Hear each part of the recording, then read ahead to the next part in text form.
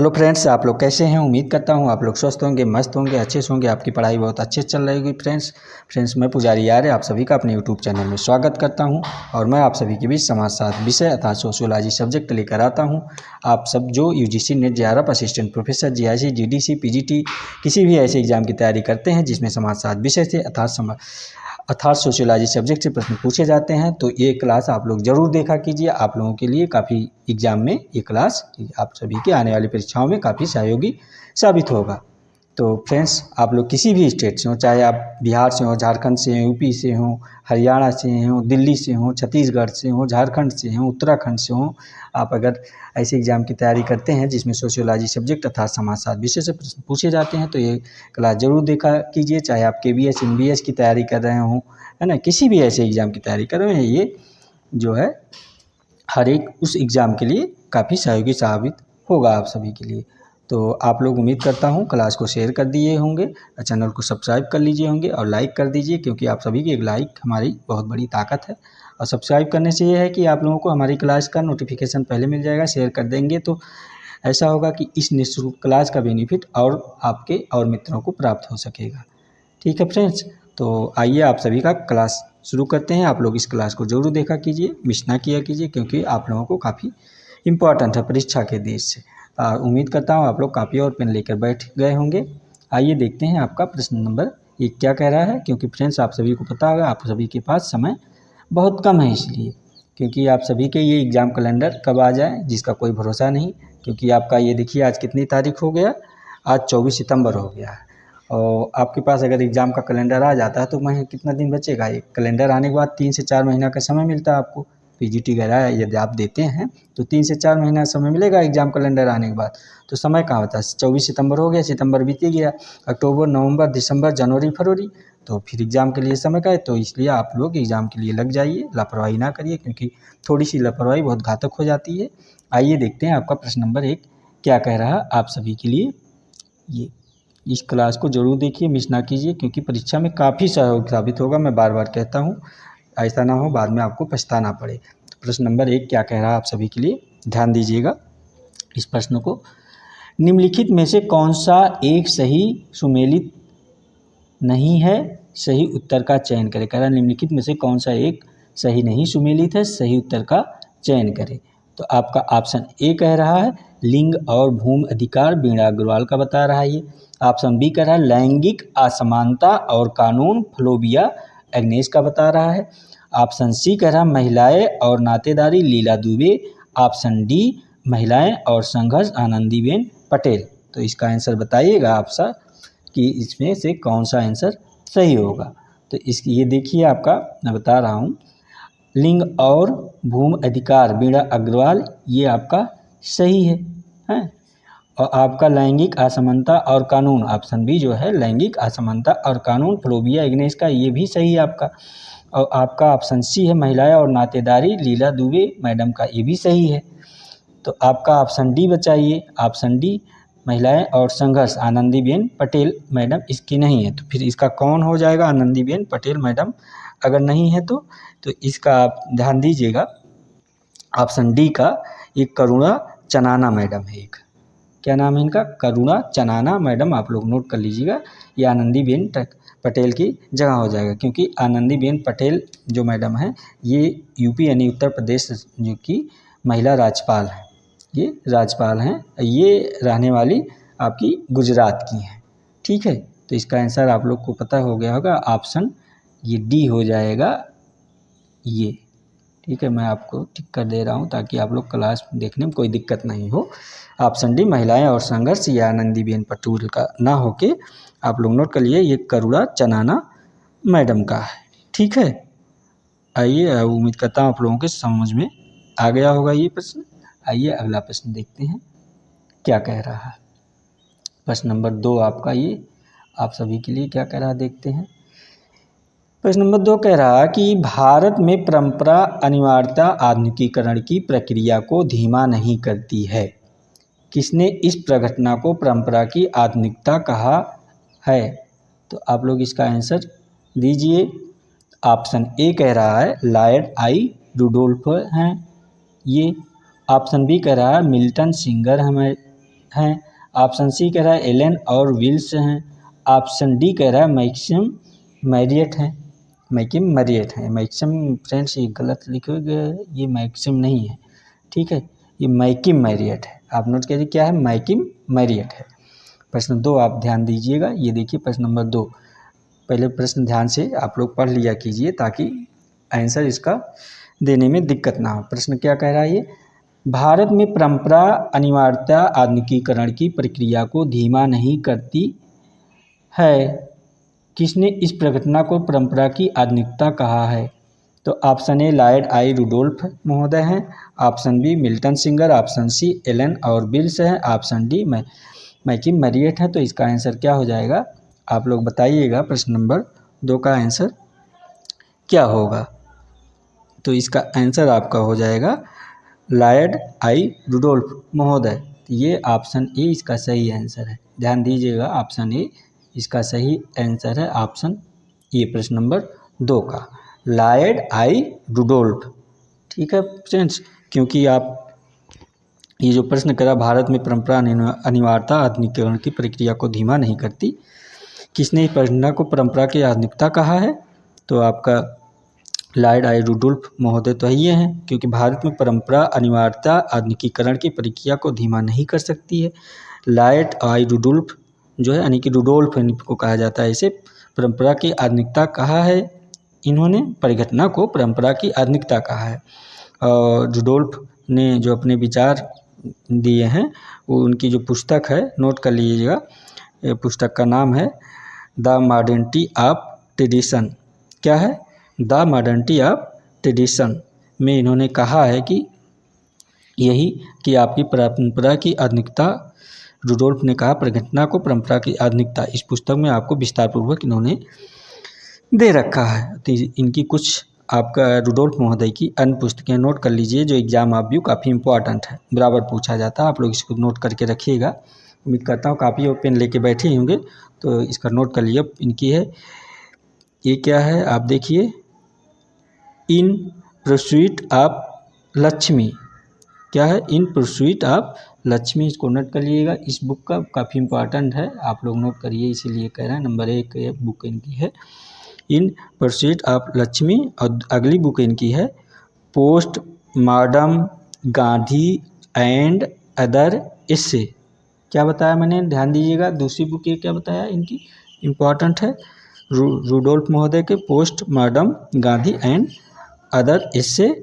अगली book note कर लीजिएगा इनकी स्पेलिंग इंडियन डेमोक्रेसी, ये 50 ईयर, नोट कर लीजिएगा, 50 ईयर पर्सपेक्टिव 1956-2006, यानी कि स्पेलिंग इंडियन डेमोक्रेसी, ये 50 ईयर पर्सपेक्टिव 1956 से 2006 तक का है। ये आपका रुडोल्फ महोदय की ये बुक है। अगली बुक क्या है, कौन सी? ये तीसरी बुक आप नोट करके रखिएगा। क्या है तीसरी बुक इनका? रोमोटिज्म चाइल्ड। क्या है? रोमोटिज्म चाइल्ड। अगली बुक इनकी जो है चौथी बुक द रीजनल इम्परेटिव। क्या है? ये चौथी बुक है द रीजनल इम्परेटिव, आप लोग नोट करके रखिएगा। Essay on Rajputana, essay on Rajputana जो है, ये भी बुक आपका लॉर्ड आई रुडोल्फ महोदय ने ही लिखा है। तो ये बुक उम्मीद करता हूँ आप लोग नोट कर लिए होंगे। लास्ट बुक है आपका एसे ऑन राजपुताना, तो इन्हीं की है ये।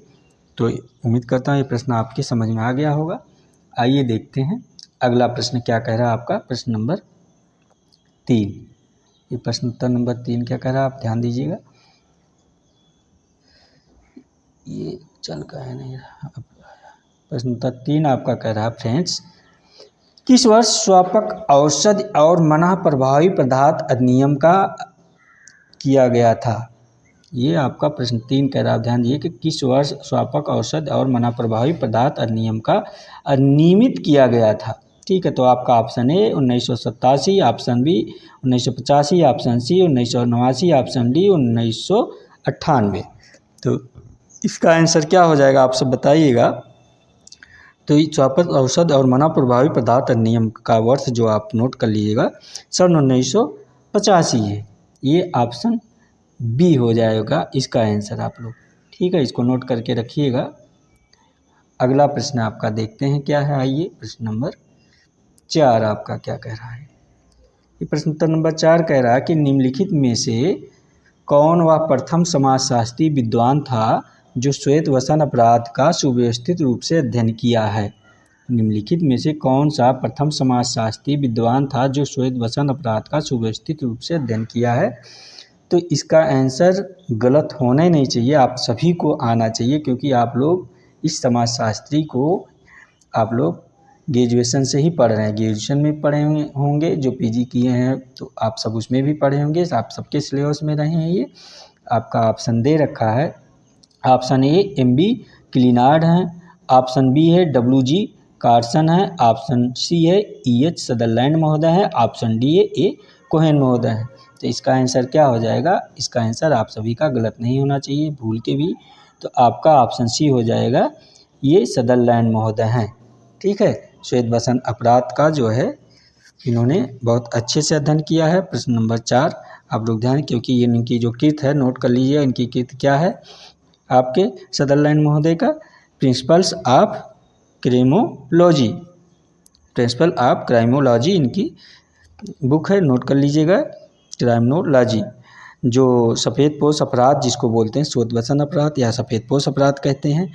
तो इसमें जो है इन्होंने इसका अध्ययन विस्तार पूर्वक किया है। सफ़ेदपोश के अपराध के बारे में मैंने पिछले क्लास में बहुत विस्तार पूर्वक बता रखा है। श्वेत वसन अपराध क्या है, कैसे है, तो आप जान लीजिए। जो उच्च सामाजिक आर्थिक परिस्थिति वाले व्यक्ति होते हैं, जो लोग होते हैं, जो अपने पेशे धंधे की क्रियाकलापों के दौरान आपराधिक कानून करते हैं, कानून का उल्लंघन करके, इसको श्वेत वसन अपराध कहते हैं। जैसे आप कहते हैं नेता, ठेकेदार, अधिकारी, जो आप रिश्वत वगैरह लेते हैं, जो अंदर से आप घोटाला वगैरह होता है, उसी ये सब जो है श्वेत वसन अपराध के तहत आता है। आप समझी गए होंगे। इसका विस्तार से मैंने पिछली क्लास में करा रखा। पिछला क्लास देखेंगे हमारे पिछले क्लासों में, तो ऐसे प्रश्नों का आंसर बहुत आसानी से आप कर लेंगे। और विस्तार पूर्वक हमने काफ़ी बता रखा, इसलिए मैं शार्ट कर दिया उसको बताने में। आइए देखते हैं आपका प्रश्न नंबर, ये क्या कह रहा है कि निम्नलिखित में से कौन सी भारतीय संविधान यथा अंगीकृत धर्मनिरपेक्षता की एक विशेषता नहीं है। प्रश्न ध्यान दीजिएगा आप लोग।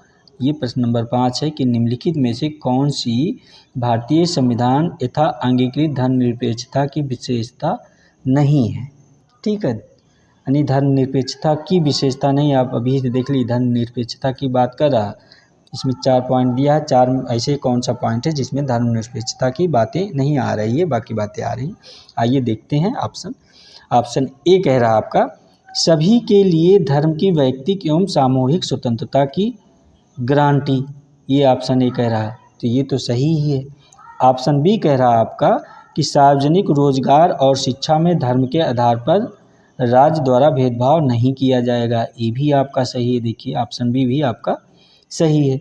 फिर सी क्या कह रहा है, राज्य को धार्मिक लक्ष्यों के प्रति आवश्यक रूप से तटस्थ होना चाहिए। ये थोड़ा सा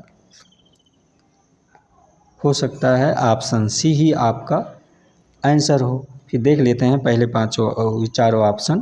प्रश्न नंबर 5 का ये ऑप्शन डी कह रहा है, व्यावसायिक एवं शैक्षणिक संस्थाओं में धर्म के आधार पर स्थानों का आरक्षण होगा। ये भी देखिए आपका बी और सी में से ही आंसर है। आप लोग ध्यान दीजिए, बी और सी में से ही आंसर है।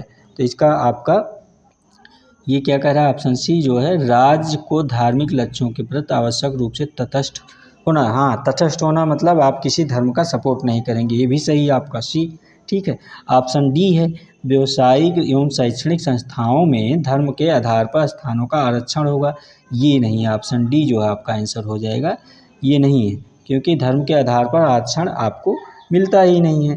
शैक्षणिक और आर्थिक और सामाजिक रूप से पिछड़ों के आधार पर आपको भारतीय संविधान आरक्षण की व्यवस्था कर रखा है। तो ऑप्शन डी आपका ही आंसर, ये ऑप्शन डी सही हो जाएगा। आप लोग ध्यान दीजिए। बाकी इसमें जो है यही कह रहा, क्या प्रश्न कह रहा, क्या निम्नलिखित में से कौन सी भारतीय संविधान यथा अंगीकृत धर्मनिरपेक्षता की एक विशेषता नहीं, तो ऑप्शन डी यही नहीं है। बाकी आपका ये ऑप्शन ए भी है, बी भी है, सी भी है, तो इसलिए आपका ऑप्शन डी हो जाएगा। आप लोगों को प्रश्न उम्मीद करता हूँ समझ में आ गया होगा। ठीक है, क्योंकि राज्य के संचालन एवं नीति निर्धारण में धर्म का हस्तक्षेप नहीं होना चाहिए, ये आपने पढ़ ही रखा है। और सभी धर्म के लोग कानून, संविधान और सरकारी नीति के आगे एक समान हैं, एक निगाह हैं भारतीय संविधान के तहत। तो इसलिए ऑप्शन डी सही आंसर हो जाएगा। आइए देखते हैं अगला प्रश्न आपका क्या कह रहा है। प्रश्न नंबर 6 आपका क्या कह रहा है फ्रेंड्स। प्रश्न नंबर 6 ये कह रहा है कि विश्वव्यापी सामाजिक संबंधों का तीव्र जो विशिष्ट स्थानों को इस तरीके से जोड़ता है कि स्थानीय घटनाएं मीलों दूर घटने वाली घटनाओं द्वारा और विलोमता भी निर्धारित होती है, किस अवधारणा से संबंधित हैं। प्रश्न 6 क्या कह रहा है आपको मैं दोबारा पढ़ दे रहा हूँ, क्लियर हो जाए आपका, कि विश्वव्यापी सामाजिक संबंधों की तीव्र जो विशिष्ट स्थानों को इस तरीके से जोड़ता है कि स्थानीय घटनाएं मीलों दूर घटने वाली घटनाओं द्वारा और विलोमता भी निर्धारित होती है, किस अवधारणा से संबंधित है। तो आपका ऑप्शन ए कह रहा है आधुनिकीकरण, ऑप्शन बी कह रहा है वैश्वीकरण, ऑप्शन सी कह रहा है पाश्चात्यकरण, ऑप्शन डी कह रहा है उपरोक्त कोई भी नहीं। तो प्रश्न 6 का आंसर क्या हो जाएगा आप सब बताइएगा। प्रश्न उत्तर नंबर 6 का आंसर, तो ये प्रश्न क्या लग रहा है, विश्वव्यापी सामाजिक संबंधों का तीव्र जो विशिष्ट स्थानों को इस तरीके से जोड़ता है कि स्थानीय घटनाएं मीलों दूर घटने वाली घटनाओं द्वारा और विलोमता भी निर्धारित, यानी कि उसके विलोमता विपरीत निर्धारित होती है, किस अवधारणा से संबंधित है। तो इस हिसाब से इसका आंसर आपका वैश्वीकरण हो जाएगा। ऑप्शन बी ये सही आंसर है, आप लोग ध्यान दीजिएगा, ऑप्शन बी ये सही आंसर है जो प्रश्न आपका कह रहा है इसके अनुसार ऑप्शन बी। ठीक है, आप लोग इसको नोट करके रखिएगा। ये सब प्रश्न एग्जाम में आने की संभावना है, क्योंकि एग्जाम में पूछे भी जा चुके हैं, क्योंकि जो एग्ज़ाम का टेट चल रहा है इसी प्रकार के प्रश्न पूछे जा रहे हैं, खासकर असिस्टेंट प्रोफेसर और यूजीसी नेट जेआरएफ के जो है विद्यार्थी ज़्यादा ध्यान देंगे। ठीक है, क्योंकि ये जो अवधारणा है आपका नोट कर लीजिएगा, ये आपकी एंथोनी गिडेंस महोदय ने दिया है, जिनकी एक बुक है, बुक आपको पता है द कॉन्स्टिट्यूशंस बुक है, द कॉन्स्टिट्यूशंस ऑफ मॉडर्निटी। ठीक है, आप नोट करके रखिएगा। इसमें इन्होंने कहा कि विश्वव्यापी सामाजिक संबंधों का जो तीव्रता विशेष स्थान इस तरीके से जोड़ता है और ये स्थानीय घटनाएं मीलों दूर घटने वाली घटनाओं से विलोमता भी निर्धारित होती है। तो ये परिभाषा आपके एंथोनी गिडेंस महोदय की है, आप लोग ध्यान दीजिएगा। इस प्रकार प्रश्न नंबर 6 समाप्त हुआ। उम्मीद करता हूँ आप सभी के समझ में आ गया होगा फ्रेंड्स। आइए देखते हैं ये प्रश्न क्या कह रहा है आपका। प्रश्न उत्तर नंबर 7 ये कह रहा है निम्नलिखित में से कौन जो है निम्नलिखित प्रश्न नंबर 7 ध्यान दीजिए। आइए आप लोग, निम्नलिखित में से कौन ब्रिटिश शासन के दौरान और उसके बाद भारत में प्रचलन में लाए गए आधुनिकीकरण का संगठक नहीं था। ये नहीं था, आप ध्यान दीजिएगा। निम्नलिखित में से कौन ब्रिटिश शासन के दौरान और उसके बाद भारत में प्रचलन में लाए गए आधुनिकीकरण का संगठक नहीं था। तो ऑप्शन ए कह रहा है सार्वभौमिक विवश मताधिकार। ध्यान दीजिए आप लोग, ऑप्शन कह रहा है सार्वभौमिक वयस्क मताधिकार। ऑप्शन बी कह रहा शिक्षा के पाश्चात्य रूप का विस्तार। ऑप्शन सी कह रहा शहरीकरण और औद्योगिकरण। ऑप्शन डी कह रहा ग्राम समुदायों का सम्मेलन। तो इसका आंसर क्या हो जाएगा प्रश्न उत्तर नंबर 7 का, आप लोग बताइएगा। तो इसका आंसर ऑप्शन डी हो जाएगा। आप लोगों को जानकारी हो ही गई होगी ये ऑप्शन डी, क्योंकि उस समय आपके ग्राम समुदायों का सम्मेलन जो होता था ये नहीं था। ठीक है, बाकी आपका ये ऑप्शन ये जो है ए बी सी ये तीनों था। सार्वभौमिक विवश मताधिकार भी था, शिक्षा के पाश्चात्य रूप का विस्तार भी हो रहा था ये भी था, शहरीकरण और औद्योगिकरण का भी विस्तारीकरण हो रहा था ये भी था, आप लोग जान ही रहे हैं। बाकी ग्राम समुदाय का सम्मेलन वाली ऑप्शन जो है ये नहीं था, क्योंकि आप जान ही रहे हैं आज़ादी के पहले ब्रिटेन शासन था। ब्रिटेन शासन के दौरान जो है भारत में प्रचलन में जो लाया गया आधुनिकीकरण के संगठक जो कारक थे, आप नोट कर लिया। ये नोट क्या करना है, ABC सही है ही, सार्वभौमिक विवश मताधिकार, शिक्षा के पश्चात रूप का विस्तार, शहरीकरण और औद्योगिकरण है, और आपका ऑप्शन डी नहीं था। आइए देखते हैं अगला प्रश्न आपका क्या होगा। उम्मीद करते हैं प्रश्न नंबर 7 भी आपकी समझ में आ गया होगा। ये प्रश्न नंबर 8 क्या कह रहा है, आइए देखते हैं। कह रहा है निम्नलिखित में से कौन सा एक सही नहीं सुमेलित है। प्रश्न नंबर 8 आपका कह रहा है कि निम्नलिखित में से कौन सा एक सही नहीं सुमेलित है, विकल्प चुने। ठीक है, ये कह रहा है विकल्प चुने, तो ये सही नहीं सुमेलित है, आप ध्यान दीजिएगा, बाकी सब सही सुमेलित। ऑप्शन ए कह रहा है चंपारण सत्याग्रह 1917 बता रहा है। ऑप्शन बी कह रहा है बरदौली सत्याग्रह 1928 बता रहा है। ऑप्शन सी कह रहा है कैरा सत्याग्रह 1918 बता रहा है। ऑप्शन डी कह रहा है संथाल सत्याग्रह 1855 बता रहा है। तो इसमें से कौन सा आंसर जो कह रहा है सही नहीं सुमेलित है, तो आप लोग बताइएगा इसमें से कौन सा सही नहीं सुमेलित है। तो इसका आंसर मेरे ख्याल से आप सभी मित्रों को पता होगा, क्योंकि ये आपका आधुनिक भारत से है प्रश्न, तो इस तरह के प्रश्न आपके गलत नहीं होना चाहिए, क्योंकि इस तरह का अगर प्रश्न आप लोग गलत करते हैं तो फिर एग्ज़ाम से सीधे बाहर हो जाएंगे। तो इस तरह का प्रश्न कभी भी गलत नहीं होना चाहिए। तो आपका ये देखते हैं पहले, ये संथाल विद्रोह क्या है। ठीक है, आपका ये देखते हैं संथाल विद्रोह क्या है। ऑप्शन ये डी क्या था, तो ये 1855-56 के आसपास हुआ था संथाल विद्रोह जो है। ये आप लोग जान ही रहे हैं, या जो है ब्रिटिश सरकार और जमींदारों के खिलाफ जो है जनजातियों द्वारा ये विद्रोह किया गया था। इस विद्रोह का जो है संथाल हुल नाम से भी जाना जाता है, आप लोग नोट कर लीजिएगा संथाल विद्रोह। मैं ये ऑप्शन डी के बारे में बात कर रहा हूँ, इस समय संथाल विद्रोह आप लोग ध्यान दीजिएगा, है ना। और ये आपका जो है वर्तमान में जो झारखंड है और पश्चिम बंगाल है वहाँ पे हुआ था। इसका जो नेतृत्व किए थे उस समय, नाम नोट कर लिया, ये संथाल विद्रोह का जो आपके जनजाति विद्रोह था, ये सिद्धू नाम के थे। सिद्धू, कान्हू, चाँद, भैरव और फूलो और झानू मुर्मू, ये इनका नाम था, इन्होंने इसका किया था। ये जो ब्रिटिश सरकार द्वारा उस समय राजस्व प्रणाली और सूदखोरी का प्रथा, जो जमींदारी व्यवस्था थी, जो उसी के विद्रोह, उसी के खिलाफ ये जनजातीय विद्रोह हुआ था। क्योंकि इस विद्रोह का आप जाने हैं 30 जून 1855 को शुरुआत हुआ था, और संथालों ने जो एक क्या नाम था उसका, दरोगा महेश लाल दत्त और प्रताप नारायण की हत्या कर दी थी उस समय, महेश लाल दत्त और प्रताप नारायण।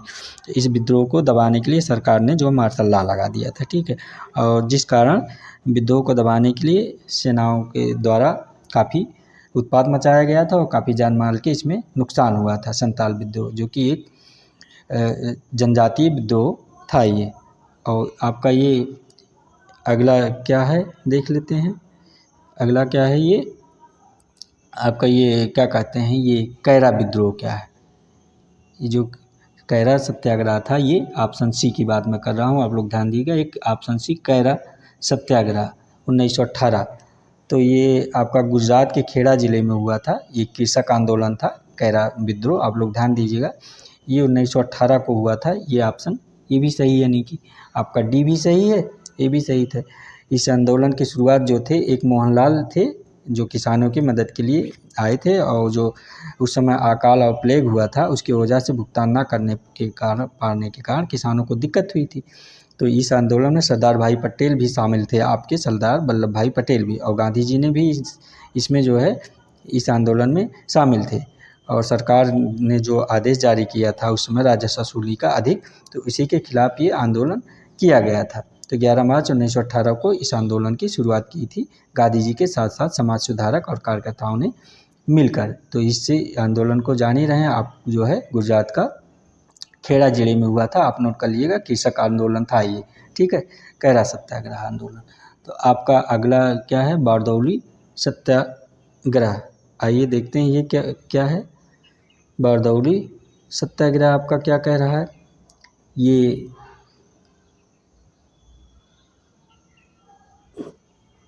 बारदौली सत्याग्रह आप लोग जान ही रहेंगे। ये औपनिवेशिक सरकार द्वारा किसानों के खिलाफ हुआ था इसका आंदोलन। ये राष्ट्रवादी आंदोलन था, और बम्बई प्रेसिडेंट जो है जो 22% शुल्क लगाया था। ये मैं ऑप्शन बी के बारे में बात कर रहा हूँ, आप लोग ध्यान दीजिएगा। बारदौली सत्याग्रह 1928, ये भी सही है, ठीक है, 1928 में हुआ था आपका। इसको भी सरदार वल्लभ भाई पटेल के नेतृत्व में हुआ था ये बारदौली सत्याग्रह, आप लोग इसको नोट कर लीजिएगा, ये भी सही है। तो अगला ऑप्शन जो आपका ऑप्शन ए बच रहा है, कौन सा ऑप्शन, ऑप्शन ये। तो ये है चंपारण सत्याग्रह। चंपारण सत्याग्रह के बारे में आप लोग बहुत अच्छे से जानना है, अच्छे से, क्योंकि इसको आप लोगों ने पढ़ रखा होगा, है ना। चंपारण सत्याग्रह, ये ऑप्शन ए, ये क्या है, इसमें किसान आंदोलन जो है बिहार के ज़िले में हुआ था, जान ही रहे। एक किसान विद्रोह था जो नील की खेती, आप लोग पढ़े होंगे, चंपारण 1917-18 के दौरान किसान आंदोलन था। इसमें नील की खेती को लेके हुआ था, जिसमें अंग्रेज सरकार जो जबरदस्त ये अवैध रूप से नील की खेती कराने की कोशिश कर रही थी। उसी के विरोध में किसानों ने विद्रोह किया था। इस विद्रोह में चंपारण सत्याग्रह में महात्मा गांधी द्वारा ये भी शुरू किया गया था। इसको सबने अवज्ञा आंदोलन भी कहा जा सकता है, माना जाता है। इसी के दौरान हुआ था वो गांधी जी द्वारा। ठीक है, तो चंपारण सत्याग्रह, तो इसमें करा निम्नलिखित में से कौन सा सही नहीं सुमेलित है? तो इसका आंसर आप लोग समझ ही गए होंगे। प्रश्न उत्तर नंबर 8 का कौन सा नहीं सुमेलित? तो ये बरदाउरी सत्याग्रह जो आपका है ये 1928 ये नहीं है, तो ये क्या है? 1929 है। ये 1928 की जगह 1929 है। आप लोग नोट ही कर लीजिएगा इसको अभी, क्योंकि अभी मैं विस्तार पूर्वक बताया हूँ। तो इस प्रकार इसका आंसर आपका ऑप्शन बी हो जाएगा, बरदौली सत्याग्रह। ठीक है, तो ये आपका ऑप्शन बी हो जाएगा। आप लोग समझ ही गए होंगे इसका आंसर क्या है। बरदौली सत्याग्रह 12 जून 1928 को हुआ था, ये 1929। ठीक है फ्रेंड्स, इसमें तो वैसे देखा जाए 1929 नहीं 1928 ही है। आप लोग इसको सुधार करिएगा, 1928 ही है। ठीक है, ये भी सही है, क्योंकि ये मिलान देखिए इसमें 1917 है, 1928, ये सही है फ्रेंड्स। तो इसमें आपका जो है होना चाहिए था एक ऑप्शन कोई गलत, लेकिन इसमें आपका चारों ऑप्शन जो है सही दे रखा। आप लोग ध्यान दीजिएगा, इसमें चारों ऑप्शन आपका सही कह रहा। निम्नलिखित में से कौन सा एक सही नहीं सुमेलित है? ठीक है, यही कह रहा। तो इसमें तो आपका चारों ऑप्शन सही सुमेलित है। तो इस प्रकार आपका ये आंसर, इसमें चारों सही है। तो इस क्वेश्चन में आप सुधार कर लीजिएगा। ये आपका चारों आंसर, ऑप्शन ए भी सही है, ऑप्शन बी भी सही है, ऑप्शन सी भी सही है, ऑप्शन डी भी सही है। इसमें से कोई नहीं थी जो है कह रहा है कौन सा सही नहीं सुमेलित, इसमें सभी सही सुमेलित हैं। ठीक है, तो ये प्रश्न आपके समझ में आ ही गया होगा, उम्मीद करता हूँ, क्योंकि जब सही समय मैंने विस्तार से बता ही दिया आप लोगों को। आइए देखते हैं आपका प्रश्न उत्तर 9 नंबर। 9 नंबर क्या कह रहा है आपका? कह रहा है कि किसने अधिशेष मूल्य अतिरिक्त मूल्य का सिद्धांत दिया है? प्रश्न कह रहा है 9 नंबर आपका कि किसने अधिशेष मूल्य अतिरिक्त मूल्य का सिद्धांत दिया है? तो आपका option A Michel Foucault, option B Neil J Smelser, option C Karl Marx, option D Max Weber. किसने अधिशेष मूल्य अतिरिक्त मूल्य का सिद्धांत दिया है? तो किसने दिया आप लोग बताइए। प्रश्न उत्तर 9 का आंसर क्या हो जाएगा? तो ये आपका ऑप्शन सी हो जाएगा, कार्ल मार्क्स महोदय हैं इसका आंसर। ये जो अतिरिक्त मूल्य का, इसको अधिशेष मूल्य अथवा अतिरिक्त मूल्य दोनों एक ही चीज़ है। चाहे आप इसको कह सकते हैं, चाहे अधिशेष मूल्य कहिए तो भी सही है, अतिरिक्त मूल्य कहिए तो भी सही, दोनों एक ही चीज़ है। ये ध्यान दीजिएगा आप लोग।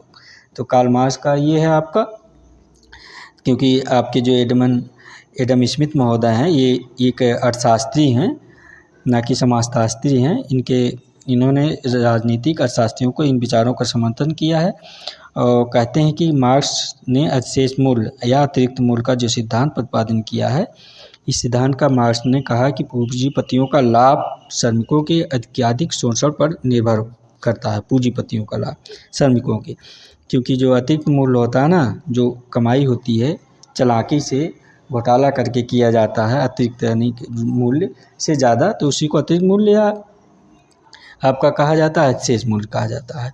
क्योंकि उनके श्रम का जो न्याय संगत भुगतान किया जाना चाहिए लेबर का या श्रमिकों का, तो वो भुगतान ना करके जो उनकी वास्तविक जिसका हकदार होता है उनका काट के किया जाता है, वही अतिरिक्त या अधिशेष मूल्य होता है। तो ये किसी वस्तु के उत्पादन की अवधि में किए गए श्रम के वास्तविक मूल्य से श्रमिक को कम देकर पूंजीपति बचाते हैं, अपना फ़ायदा होते हैं उनको, मतलब श्रमिक का हड़प लेते हैं जो फ़ायदा, यही बचाया हुआ धन अतिरिक्त मूल्य या जो आपका अधिशेष मूल्य कहलाता है।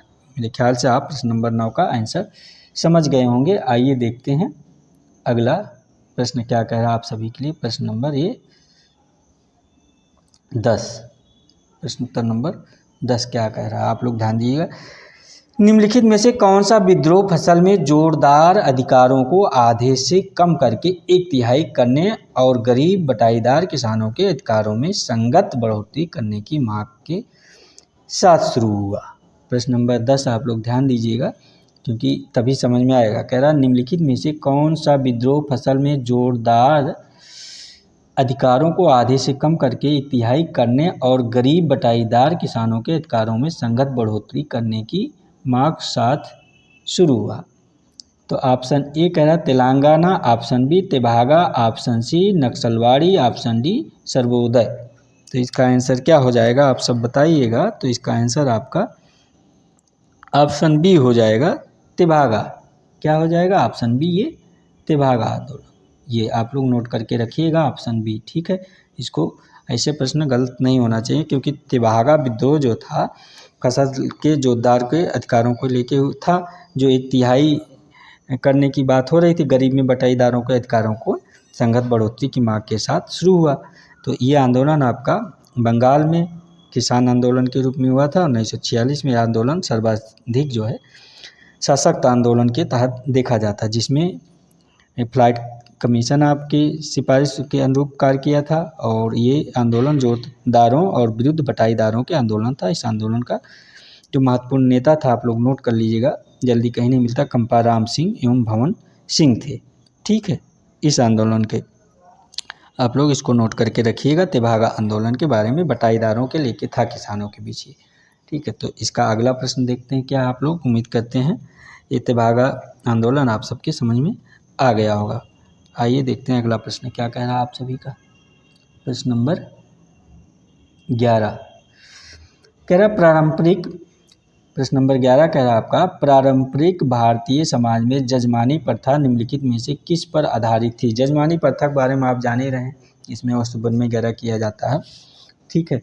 तो ऑप्शन ए है नगद अर्थव्यवस्था, ऑप्शन बी है वस्तु विनिमय अर्थव्यवस्था, ऑप्शन सी है उपहार विनिमय, ऑप्शन डी बाजार प्रणाली।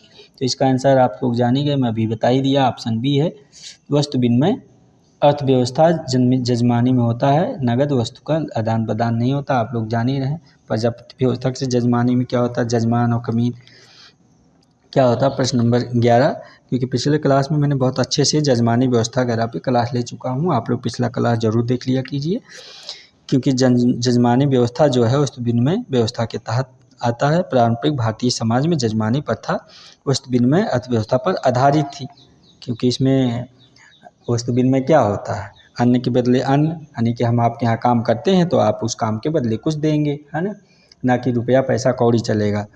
उसी को जजमानी के तहत रखा जाता है, जिसको वस्तु विनिमय के पे आधारित यह अवधारणा जो है आपके जो भारतीय परिवेश में है ये जात व्यवस्था पे आधारित थी, विभिन्न जातियों पे आधारित थी। आप जान ही रहे हैं, जैसे कपड़े धुलने का कार्य आपका धोबी करते थे, लकड़ी का काम बढ़ई करते थे और बर्तन ये लोहे का काम आपके लोहार करते थे।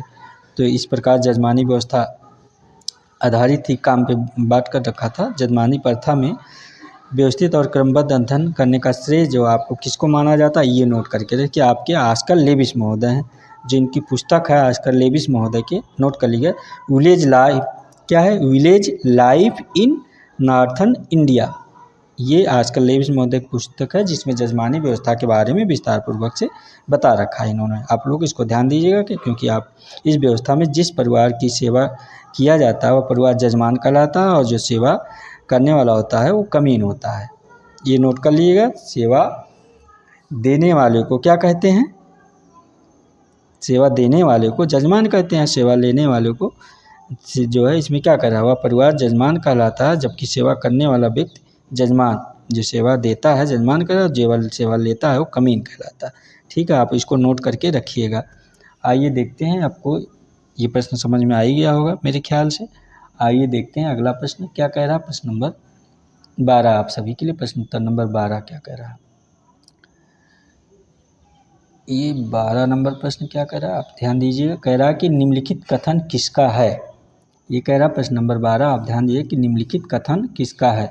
तो आपका ये कथन क्या है, ध्यान दे पढ़िएगा, आप लोग पता कोशिश कीजिएगा कि वैश्वीकरण एक जटिल बहुआयामी प्रक्रिया है जिसमें वैश्विक और स्थानीय के बीच एक द्वंद्वात्मक संबंध निहित है। साथ ही यह नई वैश्विक असमानताओं और अस्थिरीकरण की ओर ले जाता है।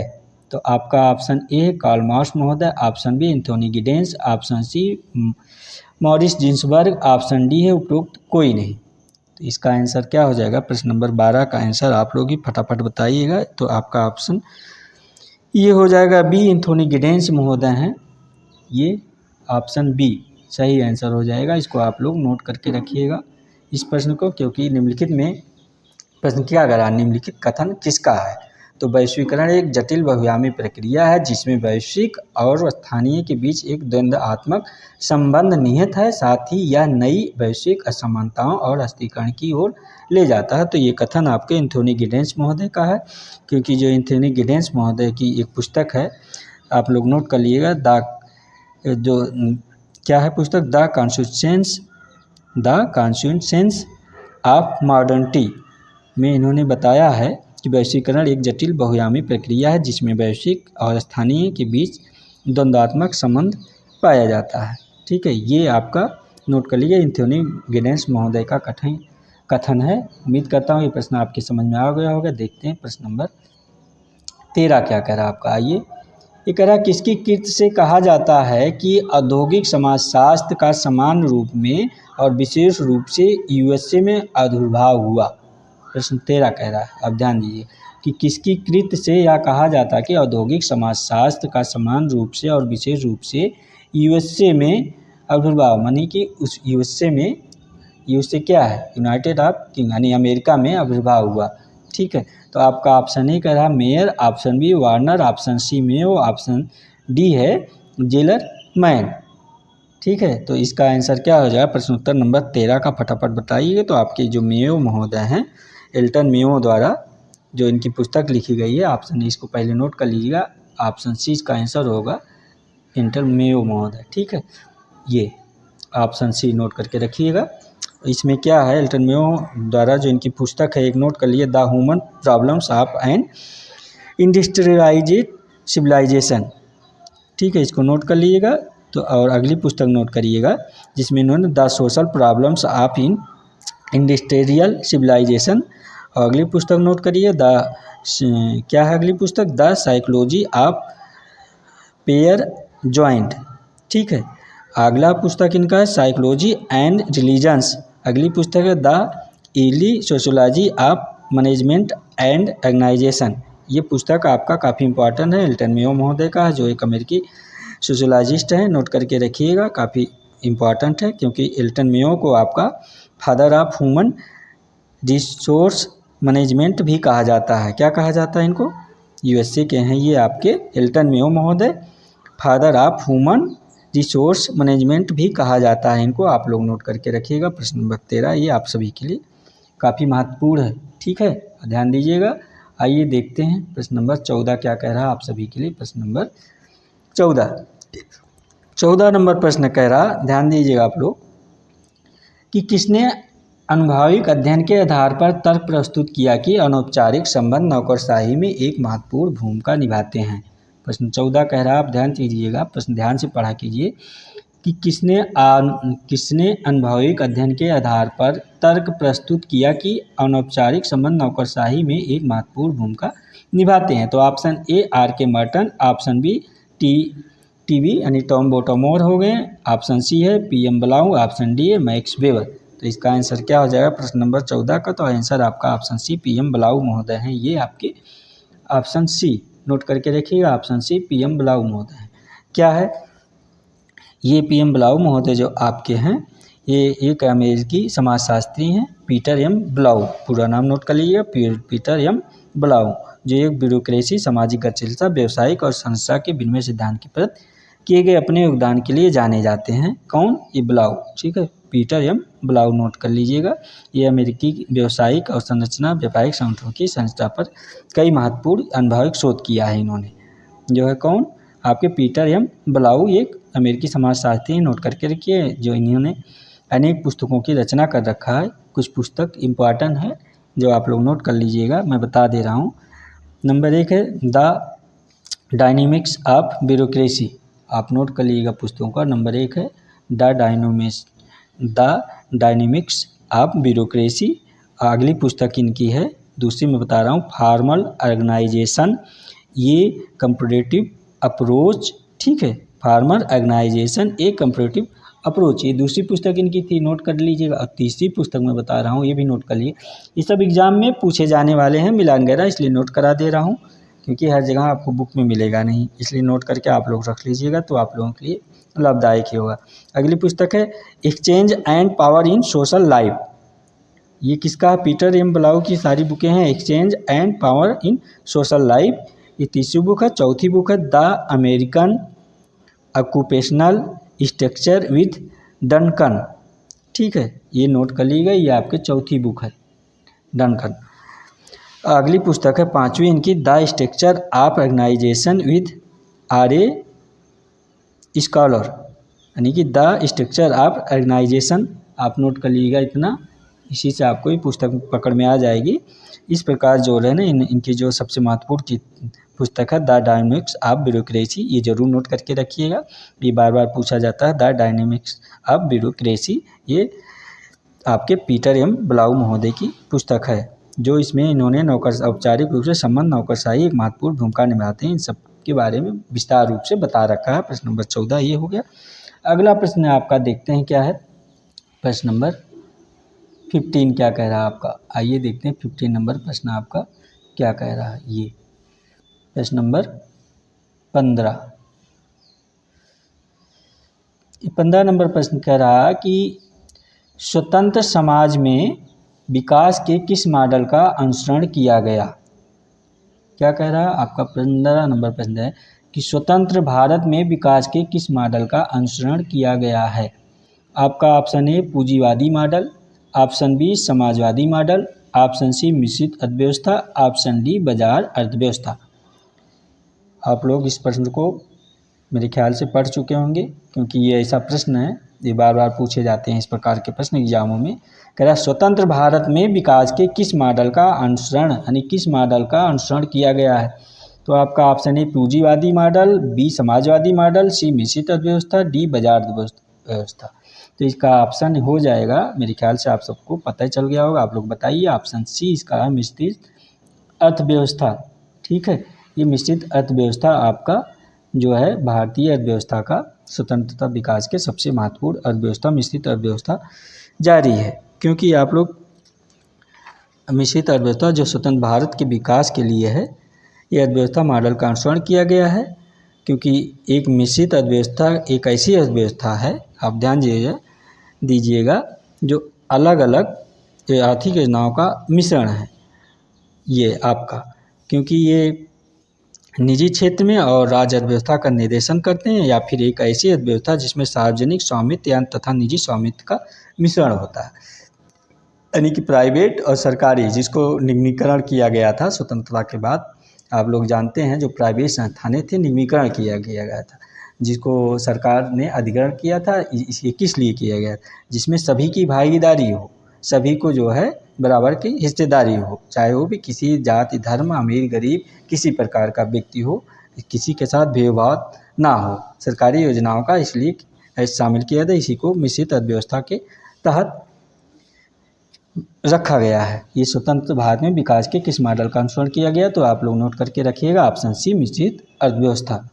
आइए देखते हैं ये अगला प्रश्न क्या है फ्रेंड्स। आज का ये कितना प्रश्न था, ये 15 प्रश्नों का ये एक श्रृंखला थी, जो कि एग्ज़ाम आप व्यू काफ़ी इम्पोर्टेंट है। आप लोग इस क्लास को मिस ना कीजिएगा, ज़रूर देखिएगा, क्योंकि ये काफ़ी इम्पोर्टेंट क्लास है, ठीक है फ्रेंड्स। ये जो क्लास है काफ़ी इम्पोर्टेंट क्लास है, आप लोग इसको ज़रूर देखिएगा।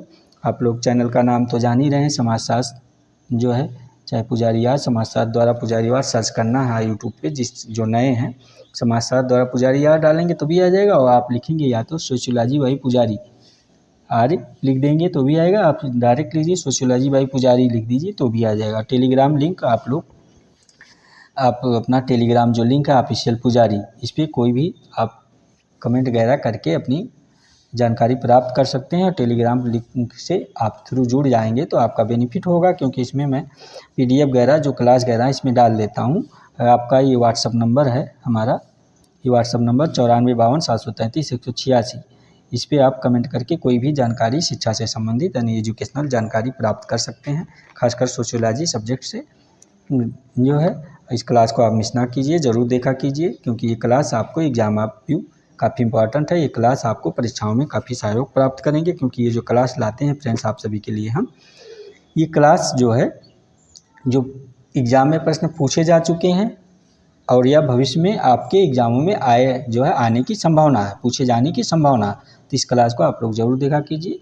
आप सभी का बहुत बहुत धन्यवाद। Thank you very much. Thank you for watch.